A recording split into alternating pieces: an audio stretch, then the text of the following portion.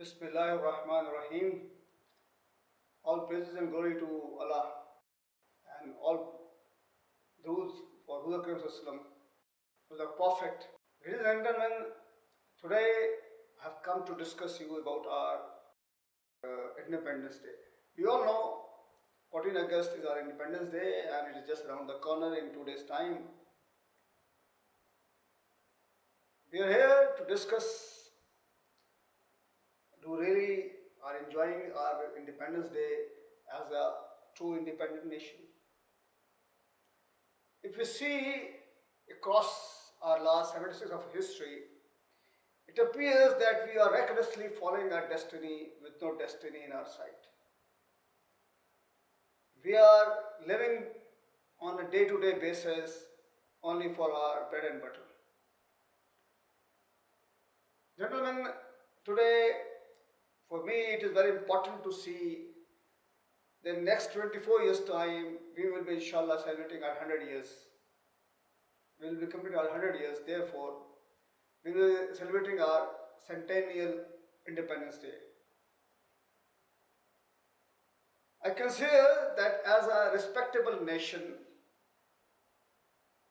we shall set some goals and objectives.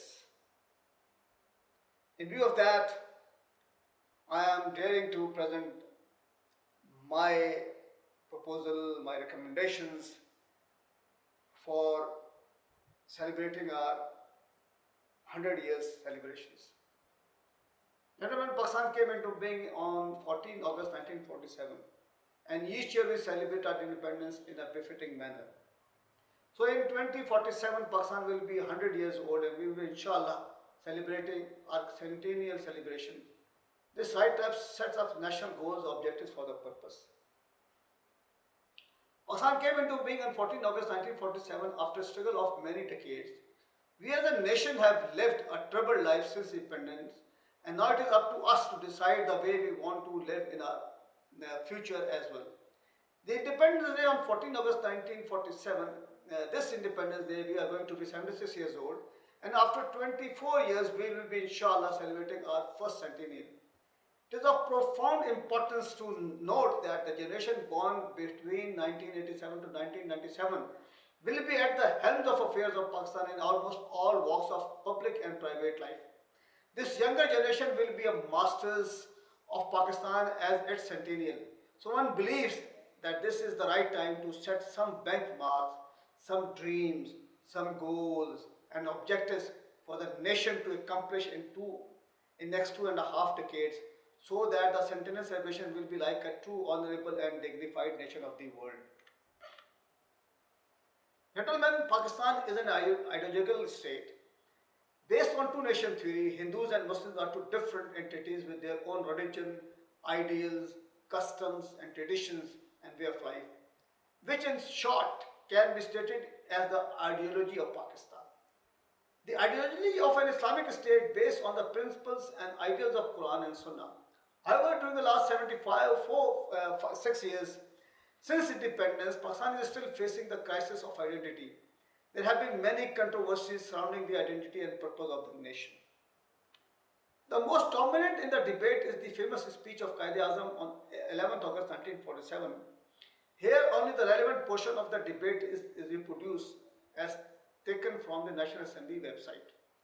No power can hold another nation, and especially a nation of 400 million souls in subjugation.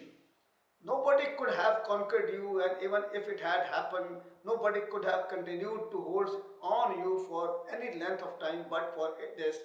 Therefore, we must learn a lesson from this. You are free to go to your temples, you are free to go to your mosque or to any other places of worship in this state of Pakistan. You may belong to any religion or caste or creed. This has nothing to do with the business of the state. We are starting with this fundamental principle that we are all citizens and equal citizens of one state. Now I think we should keep that in front of us as an ideal, and you will find that in course of time Hindus would cease to be Hindus and Muslims would cease to be Muslims. Not in the religious sense, because that is the personal faith of each individual, but in the political sense as citizens of the state. Gentlemen, after settling in Medina, Rasulullah sallallahu alaihi wasallam made a peace between the Muslims and Jews. This was called a treaty agreement. This treaty ordained the people of Medina the freedom to practice their religious teaching without any harassment, and their goods and lives were not going to be interfered with.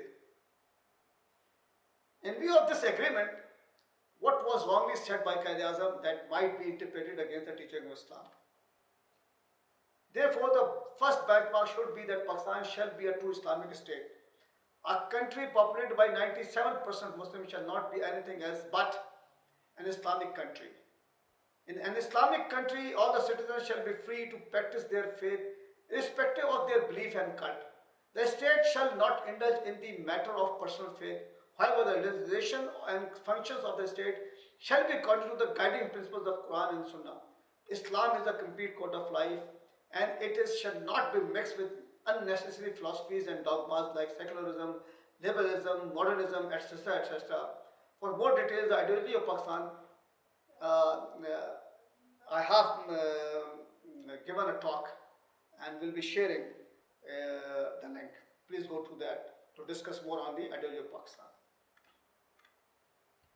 Gentlemen, the other objective for the Centennial Independence Day celebration is that Pakistan shall be a constitutional democracy based on adult franchise, where the political parties shall be playing the political chess game based on the social and economic issues. No party should be allowed to form on the basis of religion, caste, ethnicity or creed. There shall be a youth wing, a cell for age above 18 in all the parties for the youngsters for their grooming and training in the state craft. The students' politics shall not be allowed, but the colleges and universities shall provide platforms for debates between the students on the topics of national and international importance. There shall be an annual national competition between students of colleges and universities on issues relating to social and economic problems. Paid internship with MPAs and MNAs and senators may be introduced for university graduates, and college students shall be given training in local bodies councils. The local government shall be functioning to provide the self-government at the local grassroots level. The leadership shall evolve from the bottom tier and shall be graduated to the national level so as to exhibit the aspirations of the people of the constituency. Necessary legislation may be made in this regard. Gentlemen, Pakistan shall be a welfare state based on the principles of justice and equality. The country shall be known for its rule of law.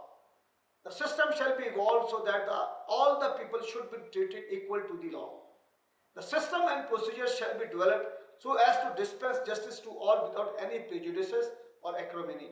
This may require a wholesome overhauling of the current judicial system, including the method for selection and appointment of judges.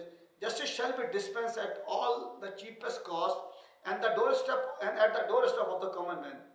Justice and equality may only be ensured through meritocracy in all walks of life. For example, basic necessity of life like education, health, clean drinking water, jobs and development funds, etc., etc. The basic education till matric shall be free, and there shall be no discrimination in the system of the basic education with unified curriculum. The basic medical facilities shall be also free for all. There shall be an adequate number of medical health units.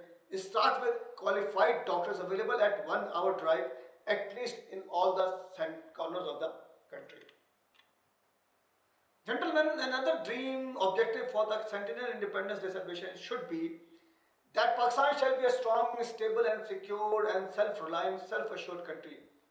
Today we are a nuclear country with a credible missile capability. We also have reasonable armed forces which can defend the country. Our past build-up has been to counter the threat from east only, but keeping in view the likely future threats to the sovereignty, it needs to strengthen even more. It is envisaged that we will likely be facing threat from west and south as well. So we shall develop our capability to counter the threats from south by developing weapons system to hit sea-borne threats.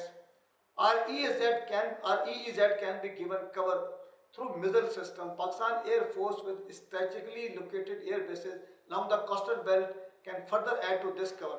Pakistan Air Force cannot depend on the Western sources to provide vital assets. Therefore, self-realization shall be must for the essentials. Pakistan Navy ships, missile boats, and other similar small platforms can act as the troops on the ground. The role of larger platforms like frigate and destroyer will have to be redefined. Pakistan Navy will have to augment and supplement the resources. Our shipbuilding will have to be more cohesive and efficient in coming years. It is heartening to see that indigenous development of ships, aircrafts, and other military hardware during the last decade.